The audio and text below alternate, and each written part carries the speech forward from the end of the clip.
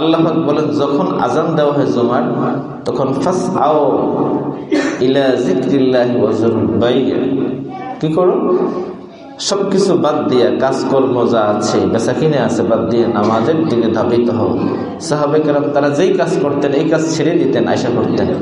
তারা দোকানে থাকতেন, দোকান থুয়ে করতেন, কাস্টমার কাছে বিক্রি করতেন না, দোকান আটকারও লাগে না। মানে এমন ছিল তখন যে তখন কোনো সোর নুন নাই। আল্লাহ রাসূল যে কোরআন দিয়ে দেশ পরিচালনা করছেন, আল্লাহর কালামের মধ্যে যা আছে এটা মানলে সোরমত থাকে না। সোর, ঘুষখু, চাঁদাবাজি এরকম লোক থাকে না, তারা এরকম মাইনা চলছে। আমরা মানি না, এই জন্য আমরা সমস্যার মধ্যে পড়ি। মাইনা চললে এরকম হবে, দোকান খুললে এসে কোনো সমস্যা নেই।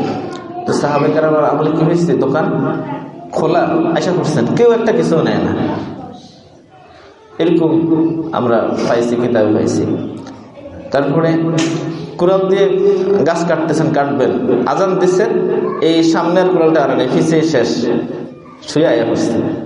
কোনো কিছু আল্লাহ বলছে মসজিদে আইসা বলো আজান যখন শোনো,